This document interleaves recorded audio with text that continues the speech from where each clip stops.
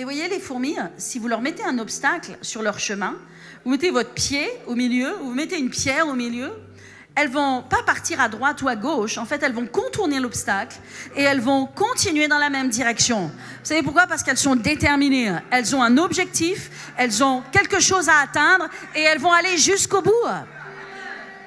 Elles sont puissantes, les fourmis. Et nous devons avoir l'esprit de la fourmi qui s'assure d'avoir toujours de la nourriture, spirituellement être nourri, jamais à vide. Amen. Parce que si tu n'es pas rempli de la parole de Dieu, tu es un candidat pour l'échec. Mais si tu es rempli de la parole de Dieu, tu es un candidat pour la réussite. Tu auras l'esprit de Dieu sur toi. Tu n'auras pas des raisonnements humains, mais tu auras une sagesse divine qui va t'ouvrir les portes. Il faut donner à la parole de Dieu ses lettres de noblesse. La parole de Dieu, c'est la parole de Dieu. C'est pas la parole d'un homme, c'est la parole de Dieu, le créateur du ciel et de la terre. Cette parole, il faut la respecter, il faut l'aimer. Votre Bible, il faut l'ouvrir. Certains diront que aimer sa Bible, c'est faire qu'elle soit propre, c'est la choyer, la porter de sorte qu'elle soit pas trop froissée. Non, non, aimer ta Bible, c'est la lire. C'est pas la garder bien au propre sur un rayonnage. Aimer ta Bible, c'est l'ouvrir. Aimer la parole de Dieu, la respecter, c'est la lire.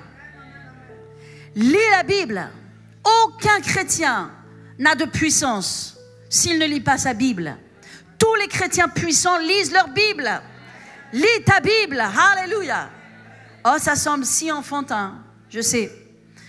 Pourtant, c'est la parole de Dieu qui nous le rappelle. Alléluia. Soyons comme des fourmis. Amen. Gloire à Jésus. Alléluia. Il y a une chose à propos de la fourmi. Et on sait que Jean de La Fontaine en a parlé de la fourmi. Il a même parlé de la cigale et de la fourmi. Comment vous avez appris cette poésie à l'école? Okay. Moi aussi, je l'ai apprise, mais je ne m'en souviens plus par cœur maintenant. Je vais vous la rappeler. Il dit comme ça. La cigale, ayant chanté tout l'été, fut fort dépourvue quand la bise fut venue. Pas un seul petit morceau de mouche ou de vermisseau. Elle alla crier famine chez la fourmi sa voisine, lui priant de lui prêter quelques grains pour subsister. Jusqu'à la nouvelle saison, je vous paierai, dit-elle. Avant loup, foi d'animal, intérêt principal. La fourmi n'est pas prêteuse, c'est là son moindre défaut. Que faisiez-vous au temps chaud, dit-elle à cette emprunteuse. Nuit et jour, à tout venant, je chantais, ne vous déplaise. Vous chantiez, j'en suis fort aise. Eh bien, dansez maintenant.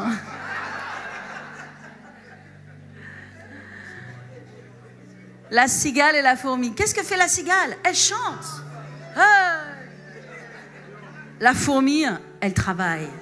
Elle va chercher sa nourriture. Elle prépare en été la nourriture pour l'hiver. Elle s'assure que dans les temps durs, il va y avoir la parole. Vous savez, j'ai vu des familles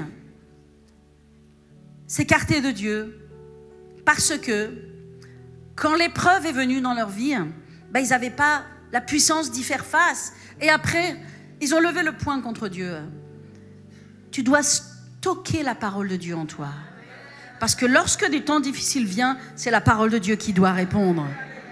C'est la parole de Dieu qui doit sortir de toi.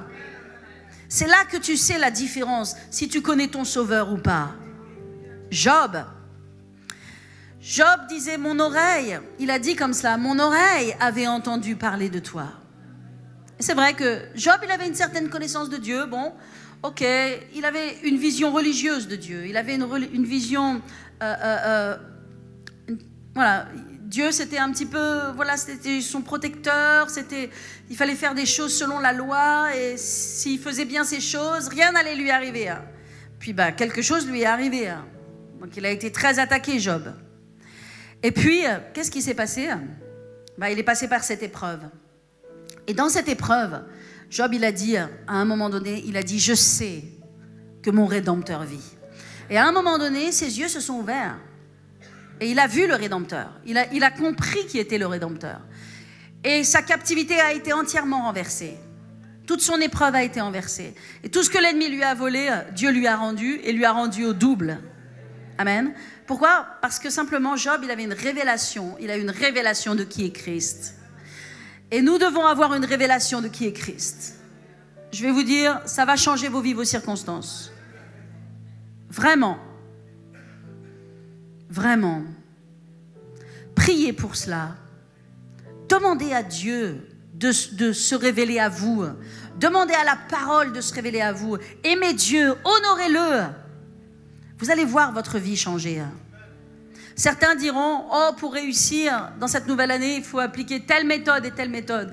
Moi, je vous dis, cherchez premièrement le royaume de Dieu et sa justice. Et toutes choses vous seront données par-dessus. Cherchez premièrement Dieu. Alléluia. Comme cette fourmi qui est déterminée. Alors, la parole, elle nous parle encore un petit peu de la fourmi, parce que bien avant Jean de La Fontaine, la Bible avait déjà parlé de la fourmi.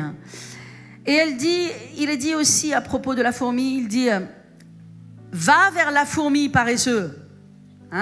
C'est dans Proverbe 6. « Va vers la fourmi paresseux, considère ses voies et deviens sage.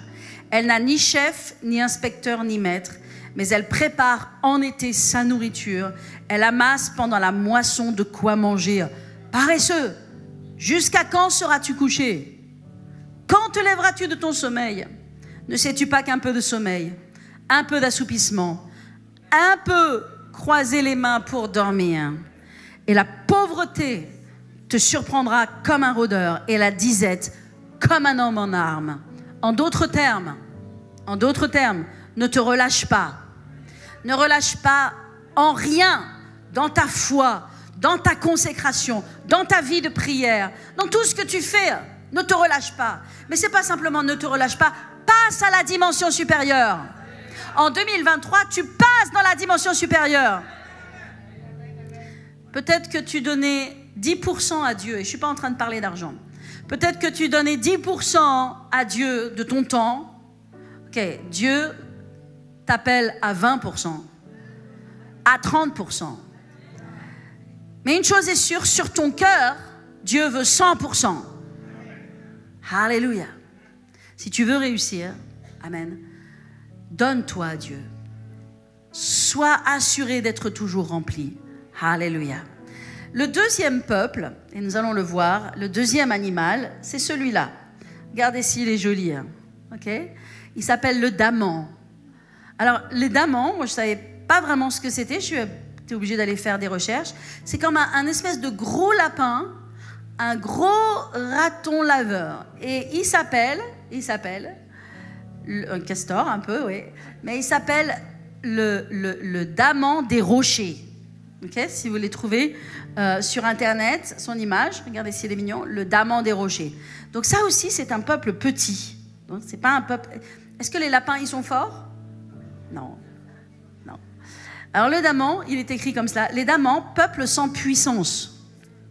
D'accord? Peuple sans puissance, place leur demeure dans les rochers. Alors je suis allée voir sur ce mot sans puissance. Ce mot sans puissance ici, c'est pas insignifiant. C'est un peuple peu nombreux. Et vous savez que le nombre fait la force. D'accord? Quand on a, par exemple, des lions, ils sont toujours ensemble. Il y a des troupeaux d'animaux, ils sont toujours ensemble. Parce que tous ensemble, ils représentent une force. Mais voyez-vous, le daman, en fait, c'est un peuple peu nombreux. C'est en cela qu'il est appelé sans puissance. Il n'est pas protégé par tout un troupeau autour de lui. Il n'est pas protégé par une meute autour de lui. Sa force n'est pas dans les gens qui sont autour de lui. Il est plutôt seul. Le daman, peuple sans puissance. Mais qu'est-ce qu'il fait le daman? Il place sa demeure dans les rochers. Et vous savez bien sûr ce que cela veut dire, les rochers. Le seul rocher que nous connaissons, c'est Christ. Alors, la fourmi, vous voyez, elle s'assure qu'elle a toujours de la nourriture. Elle va creuser dans la parole de Dieu. Amen. Le daman, lui, il trouve sa force dans les rochers. Et le rocher, c'est Christ. La Bible dit qu'il est le rocher des âges, qu'il est le rocher des siècles, qu'il est le rocher de notre salut, qu'il est le roc sur lequel il bâtit sa maison. Amen.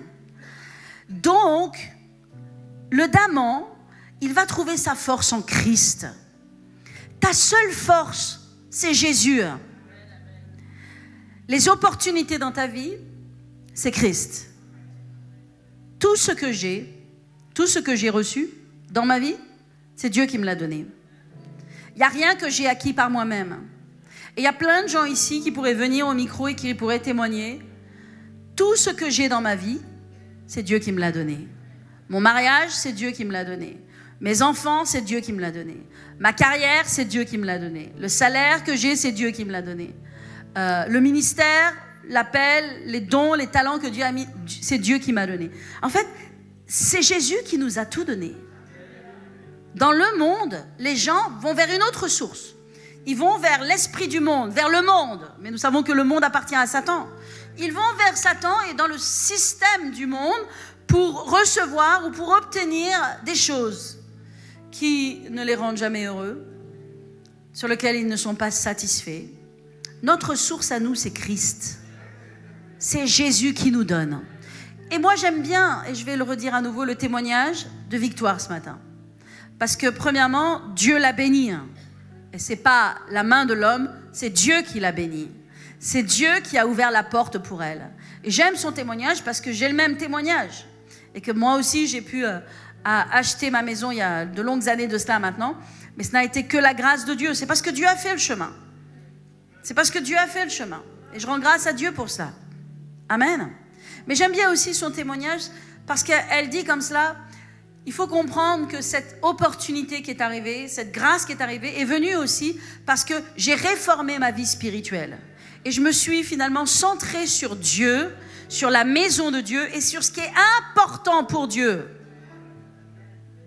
La maison de Dieu est très importante pour Dieu. Être dans la maison de Dieu, servir Dieu, sortir de la maison de Dieu pour servir Dieu, que ce soit dans les groupes de maison, dans l'évangélisation, amener des gens à l'église avec soi, faire l'œuvre de Dieu, c'est important pour Dieu. En fait, pour Dieu, il n'y a pas plus important que cela.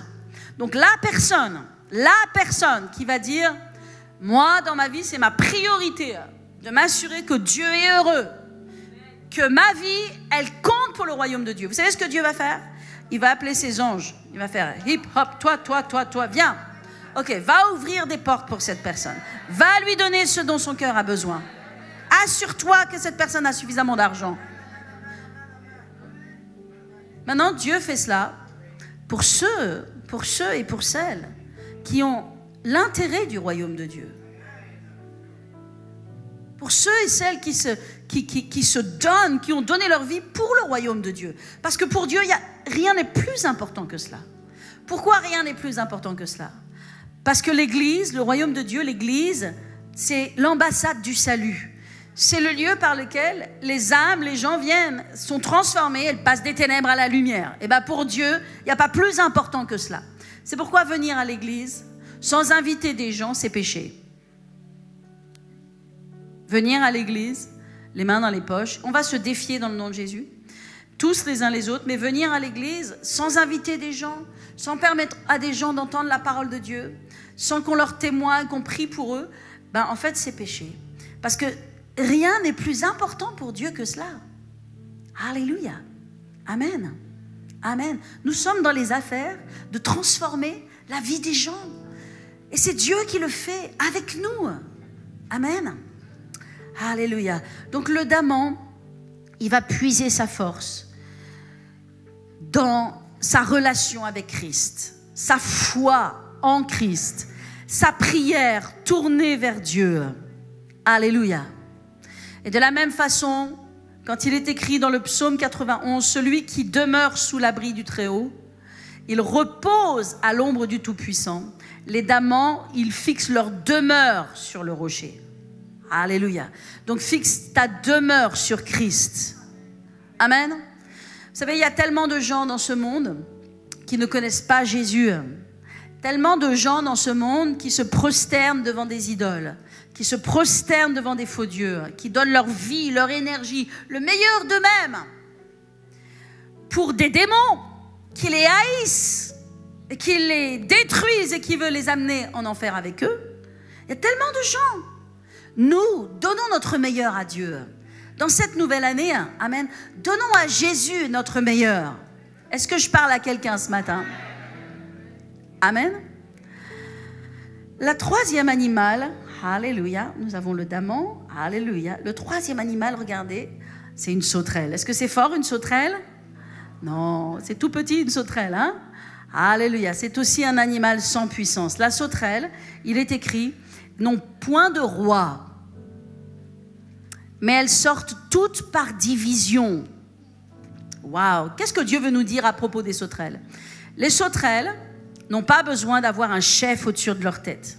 Elles n'ont pas besoin qu'on leur dise ce qu'elles ont besoin de faire. Elles savent ce qu'elles ont besoin de faire. Elles savent ce qui est important et ce qui ne l'est pas. Et la sauterelle, dans la parole de Dieu, elle est souvent en fait associée à la guerre. Dans l'Apocalypse, il est parlé des sauterelles qui sont vraiment équipées pour la guerre. Il est parlé dans Apocalypse 9, ces sauterelles ressemblaient à des chevaux préparés pour le combat. Il y avait sur leur tête des couronnes semblables à des couronnes d'or et elles étaient préparées pour le combat. Donc, les sauterelles, elles ont à voir avec le combat spirituel. Elles ont à voir avec la prière et l'intercession.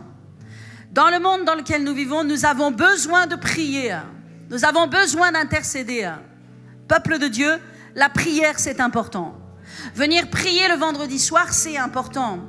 Prier le dimanche après-midi et cet après-midi, nous allons prier, c'est important. Alléluia. Amen. Donc, il y a quelque chose à propos de la sauterelle, parce qu'elle est armée, elle est puissante, elle est guerrière. Et le peuple de Dieu doit être armé. Est-ce que tu es armé? Parce que ces 4 petits animaux dont la Bible nous parle représentent le succès. Ils sont petits, mais ils vont réussir. La fourmi, parce qu'elle se nourrit. Le daman, parce qu'il trouve sa force dans les rochers. La sauterelle, alléluia, parce qu'elle a cet esprit de guerre, cet esprit de prière puissant. Amen. Mais il y a quelque chose aussi à propos de la sauterelle, c'est qu'elle est disciplinée. Elle est disciplinée. Et je dirais même, elle est autodisciplinée. C'est-à-dire qu'elle a besoin de personne au-dessus d'elle pour lui donner une discipline. Parfois, on doit dire aux gens ou à nos enfants ou nos familles, « Oh, tu sais, il faut que tu sois à l'heure. Il faut que tu fasses ceci. Il faut que tu fasses cela. » La sauterelle, vous n'avez pas besoin de lui dire. Elle le sait. Ça veut dire que dans sa vie, elle a une discipline. Et la discipline, c'est très important. Et nous devons avoir une discipline. C'est ce qui fait de nous des gens, des guerriers. S'il n'y a pas de discipline, tu ne peux pas être un guerrier. Parce que les guerriers, si vous remarquez, les combattants, les soldats, ils sont très disciplinés. Amen. Et si tu veux réussir, il faut que tu cultives la discipline. Moi, j'ai un fils, il aime la discipline. Et j'ai eu un mari qui aimait la discipline. Mais mon fils aime encore plus la discipline que mon mari. Parce que là, je ne peux même pas comparer. L'écart est... Wouh! Et pourtant, mon mari était un homme très discipliné. Ah, mais alors mon fils, si on dit que les chiens ne font pas des chats, il aime la discipline. Et c'est bien la discipline. Parce que la discipline, elle va être facteur de prospérité. La discipline, elle est très importante pour réussir. Elle est très importante pour réussir. Amen. Donc la sauterelle, alléluia, elle a cette puissance de prière et d'intercession, mais aussi elle est disciplinée. Amen. Et puis pour terminer, il y a le lézard. Amen. Il est écrit au verset 28 que le lézard, regardez, on a un beau lézard là. Ok. C'est un petit lézard. Alléluia. Le lézard, il est saisi avec les mains, mais il se trouve dans le palais des rois. Wow. Donc c'est un tout petit animal, et pourtant, ce petit animal, il va où il veut. D'accord? Et il entre dans le palais des rois. Il y a 2 choses à dire à propos du lézard. Premièrement, le lézard, il aime le soleil, n'est-ce pas? La nature même du lézard, il va se prélasser au soleil. Il va se mettre toujours là où il y a du soleil. Le lézard, il représente celui qui aime la présence de Dieu.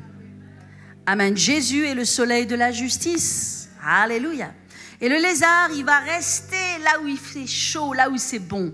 Et nous, en tant qu'enfants de Dieu, on a besoin de cultiver la présence de Dieu dans nos vies. On a besoin de mettre la louange dans nos maisons, la louange dans notre voiture, la louange dans nos cœurs. On a besoin de vivre, de baigner dans la présence de Dieu. Amen.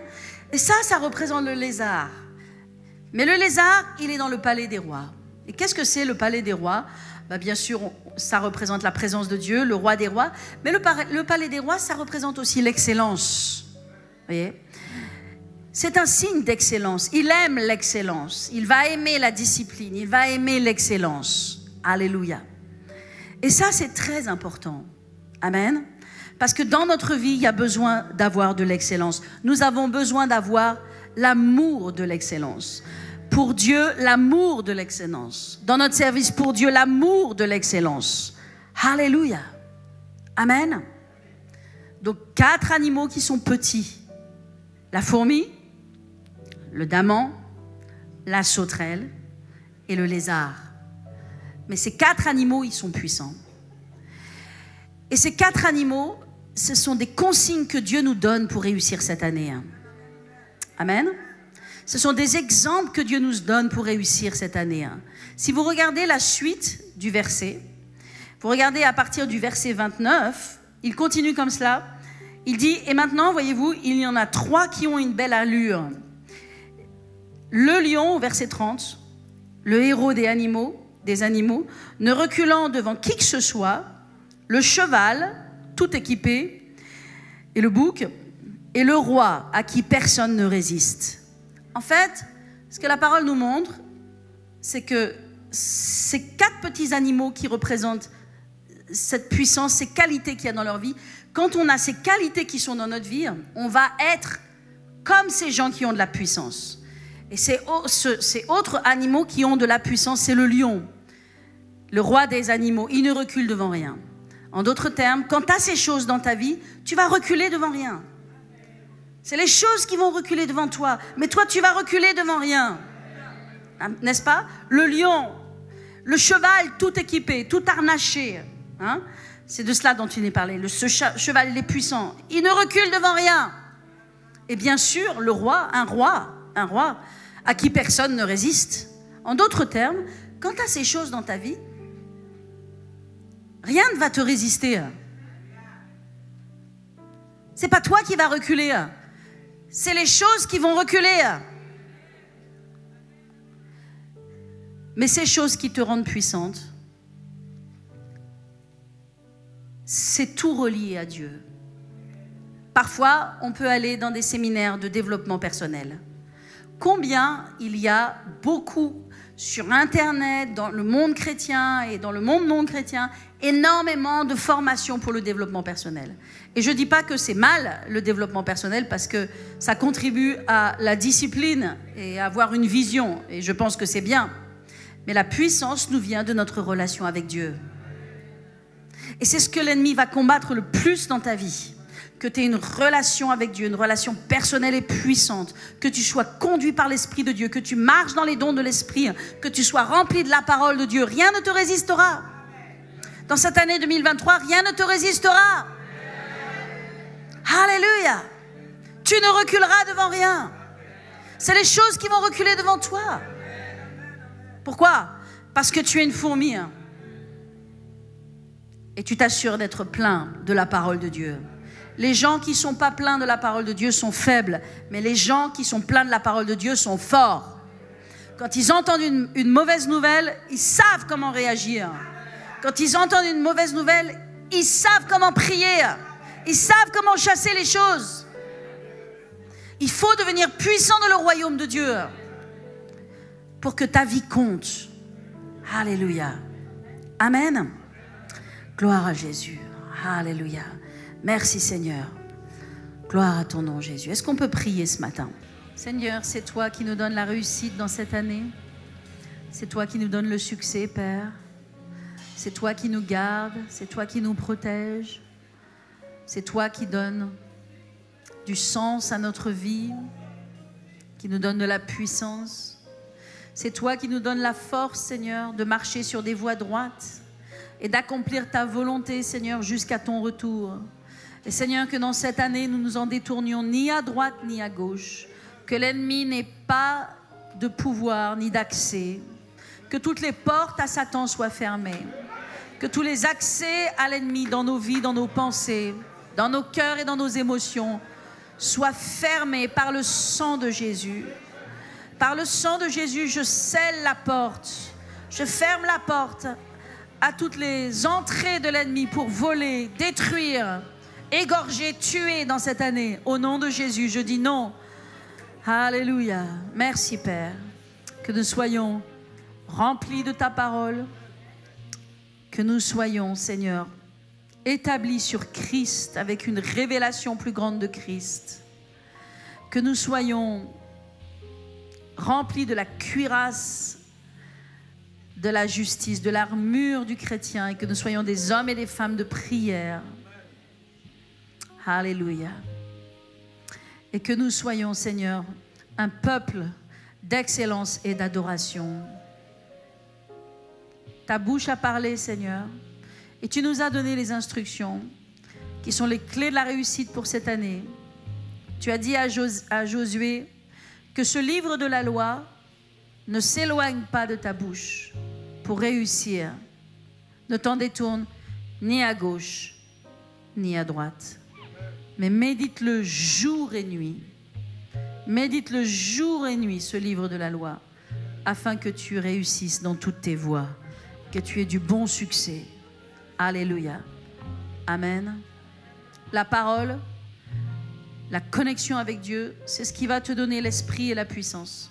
C'est ce qui va te donner le discernement sur les situations. C'est ce qui fait la différence entre celui qui marche avec Dieu et celui qui ne marche pas avec Dieu. Celui qui est connecté à l'Esprit de Dieu, par la parole, par la prière, par cette vie en Christ, eh ben, il discerne, il est capable de voir le bon du mauvais, ce que Dieu a pour lui, ce qui vient de l'ennemi, il est capable. Combien de fois l'ennemi fait des choses dans nos vies et des semaines passent, parfois des mois passent, certains des années passent sans discerner que c'est une œuvre de l'ennemi. Des choses qui sont acceptées, tolérées dans nos vies parce que il manque de discernement, il manque de cette connexion spirituelle. Non, non, non. Cette année, tu vas être comme un guerrier, comme cette sauterelle. Tu vas être un homme, une femme de prière, de puissance. Et tu ne vas pas permettre à l'ennemi de te voler. L'ennemi est un voleur. Un voleur, il ne demande pas la permission. Il vient pour voler. Et il veut voler ce qui est précieux pour toi. Ce qui est précieux dans ta vie, précieux à tes yeux. Ah oui. Mais il faudra être comme la sauterelle, puissant dans la prière. Amen. Amen. Que l'Éternel vous bénisse. Alléluia. Au nom de Jésus. Amen, amen, amen, amen.